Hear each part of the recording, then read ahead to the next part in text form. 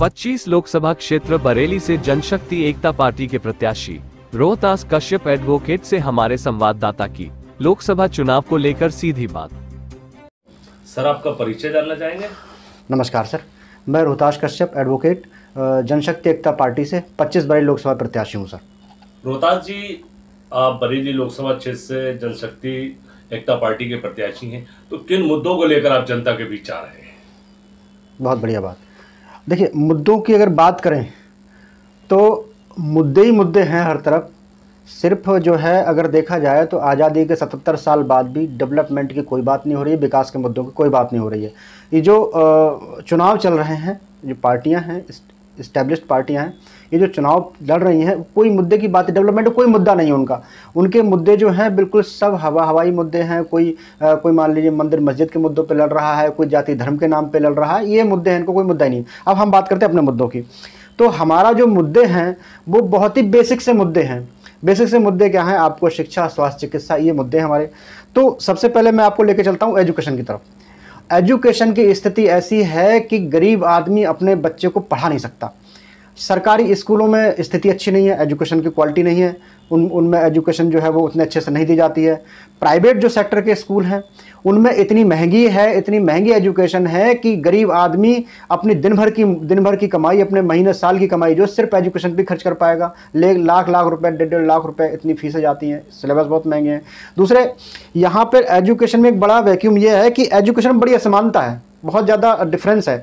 आप देखेंगे जो गवर्नमेंट स्कूल हैं उनमें एजुकेशन में जो सिलेबस पढ़ाया जाता है वो अलग है, और जो प्राइवेट स्कूलों में उनमें सिलेबस पढ़ाया जाता है अलग है। सिलेबस तक तो ठीक है, लेकिन इसके आगे कंटेंट भी अलग अलग पढ़ाया जाता है ना। तो A4 जैसे मान लीजिए एक स्कूल में पढ़ाया जाता है A4 एनानास, दूसरे में पढ़ाया जाता है A4 एप्पल। तो इतना डिफरेंस है। अगर एजुकेशन में समानता नहीं रहेगी तो सोसाइटी में समानता कैसे रहेगी, समाज में समानता कैसे रहेगी? तो हमारा सबसे पहला फोकस ये है कि हम जो है एजुकेशन में समानता के लिए काम कर रहे हैं। एजुकेशन समानता के लिए काम करेंगे। एक school, one nation, one education, one nation, one syllabus, इस पे हम काम करेंगे एजुकेशन पे। अब अगले मुद्दे की बात करते हैं। एजुकेशन अगर ठीक हो जाएगी तो मैं ये कहता हूँ 20 साल के अंदर हमारे जो देश है, हमारा जो राष्ट्र है, ये नंबर 1 बनने से कोई रोक नहीं सकता। हमारे जो समाज में असमानता है वो भी जो है वो बराबर हो जाएगी, सही हो जाएगा, समानता दूर हो जाएगी। अब बात करते हैं रोजगार की। रोजगार की स्थिति ये है कि साहब रोजगार तो बिल्कुल है नहीं। यहाँ पर यूपी में जो लोग हैं, जो बेरोजगारी का स्तर है, समझ लीजिए कि यहाँ के लोग बाहर काम करने जा रहे हैं। दिल्ली जा रहे हैं, हरियाणा जा रहे हैं, पंजाब जा रहे हैं, गुजरात जा रहे हैं, पता नहीं कहाँ कहाँ काम करने जाते हैं, यहाँ काम नहीं है। तो बरेली में भी यही हालात है। बरेली में काम बिल्कुल नहीं है। बरेली में जो है आज़ादी के आज 77 साल होने को जा रहे हैं, बजाय विकास के बरेली का जो विनाश हुआ है। और 17 फैक्ट्रियां बरेली की बंद हो गई। चाहे वो आप हमारी रबर फैक्ट्री मान लीजिए, आप जो है कैंफर बंद होने के कगार पे, बिमको बंद हो गई, आपके ITR बंद हो गई। ऐसी बहुत सारी फैक्ट्रियां, छोटी को तो गिनती नहीं है कोई। तो बरेली में 17 फैक्ट्री बंद करने का काम किया है इन सरकारों ने, इन हमारे यहाँ के नेताओं ने, और जो है यहाँ के रोजगार को बिल्कुल चौपट कर दिया है। अच्छा, इसके अलावा रोजगार के लिए कुछ कर भी नहीं रहे। सब हवाई दावे चल रहे हैं कि ये जो है इंडस्ट्री एरिया बनाएंगे। इंडस्ट्री एरिया में जाकर के देख लीजिए, आप परसाखला चले जाइए, वहाँ पे एक ही आदमी का बोलबाला है, एक ही की फैक्ट्रियाँ दिखाई देंगी सब जगह, कोई और छोटी मोटी इंडस्ट्री है नहीं वहाँ पे। आप जो है भोजीपुरा चले जाइए, भोजीपुरा जो इंडस्ट्रियल एरिया पूरा जो वीरान पड़ा हुआ है, वहाँ पर कोई फैक्ट्री डेवलप नहीं हो रही है। तो ये जो है आपके जो है मतलब रोजगार की बात कर लें हम, तो रोजगार भी कुछ नहीं है बरेली के अंदर। अब आते हैं अपने शहर पर स्पेशली। शहर के हालात, आप शहर में घूम रहे हैं, बेहतर देख रहे हैं। शहर में दिनों दिन जाम की स्थिति बढ़ती जा रही है। शहर का जो है पॉल्यूशन इंडेक्स बढ़ता जा रहा है। पॉल्यूशन शहर में बहुत ज़्यादा बढ़ गया है। यहाँ पर आप समझ लीजिए, अगर आप बगैर मास्क के निकल जाएँ, 3 दिन घूम लें मोटरसाइकिल से, तो आपको दमा हो जाए। शहर की स्थिति बहुत ख़राब है। मैं मानता हूँ 5-6 साल से स्मार्ट सिटी प्रोजेक्ट चल रहा है। बरेली में कौन सी चीज़ स्मार्ट हो गई? हम सब लोग देख लें, चलें अभी कैमरा लेके घूमें, पता लग जाएगी क्या चीज़ कौन सी चीज़ स्मार्ट हो गई है। तो स्मार्ट सिटी के नाम पे भी ये धोखा है पब्लिक के साथ में। पब्लिक के जो टैक्स को जो है, जो टैक्स पेयर है, उसके पैसे की जो है ये बर्बादी है पूरी तरीके से। डेवलपमेंट के नाम पे कुछ नहीं है। स्मार्ट सिटी के नाम पे जो है पूरा हवाई दावे हैं, बाकी स्मार्ट सिटी में कुछ नहीं है। चिकित्सा की बात करें, हेल्थ पे आ जाते हैं। हेल्थ इंडेक्स में भारत बहुत पीछे है।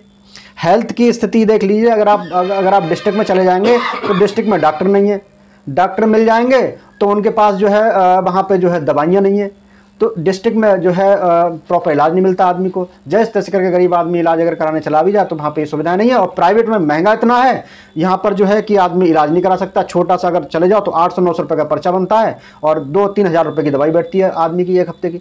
तो ये आदमी इलाज कैसे कराए? तो ये जो है शिक्षा, स्वास्थ्य, चिकित्सा, ये हमारे बेसिक 3 मुद्दे हैं। इन पर हम लोग काम कर रहे हैं और हम एजुकेशन पर बहुत ज़्यादा फोकस कर रहे हैं, क्योंकि जब हम पढ़ जाएंगे, हम एजुकेटेड हो जाएंगे तो हम अपनी तरक्की खुद कर सकते हैं, अपना रास्ता खुद बना सकते हैं। ये हमारे जो है बेसिकली मुद्दे हैं बरेली में। और मैं आपको लेके चलता हूँ बरेली में। आप जरा जब निकलिए थोड़ा घूमने को, तो बरेली में हर जगह आप देखिए रेहड़ी पटरी वाले दिखाई देंगे आपको।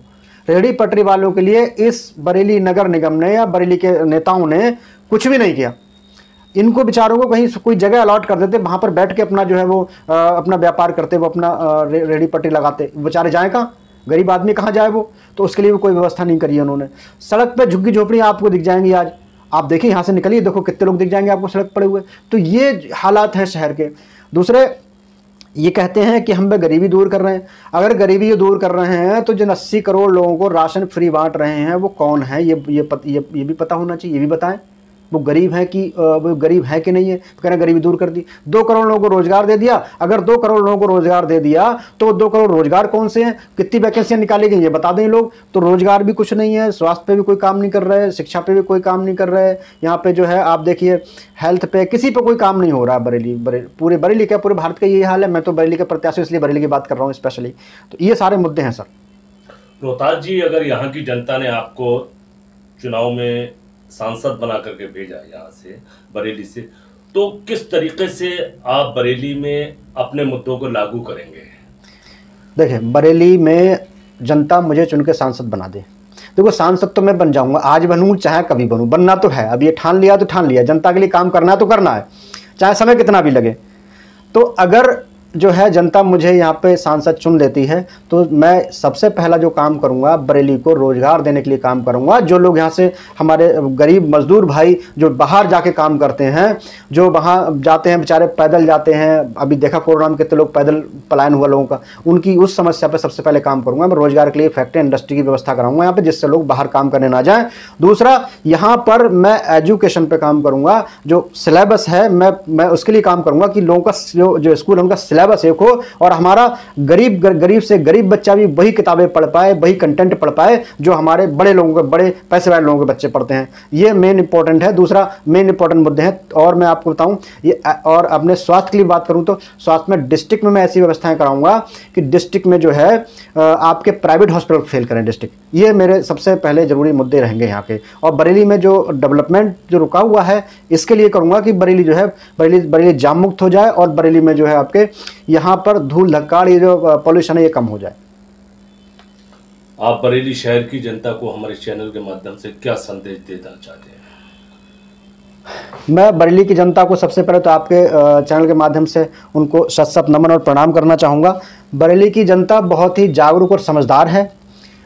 मैं बरेली की जनता से बस यही अपील करूँगा कि अब जनता जो है अपना जो है सही कैंडिडेट को मत दे, सही व्यक्ति को वोट दे, जो उनको ठीक लगे, जो उनको लगे कि भाई एजुकेटेड है, पढ़ा लिखा है, उनके लिए बेहतर सोच सकता है, पार्लियामेंट में उनकी आवाज़ उठा सकता है, लोकसभा में जाकर के उनकी आवाज़ बने और वहाँ पर जाकर के उनके संदेश को पढ़ के सुनाए जनता बरेली की क्या कह रही है। मैं ऐसे जनता से अपील करता हूँ कि जो है बरेली की जनता जो है वो ऐसे प्रत्याशी को वोट दे, ऐसे प्रत्याशी को वोट ना दे जो लोकसभा में जाकर के बोलते ही नहीं है सालों साल।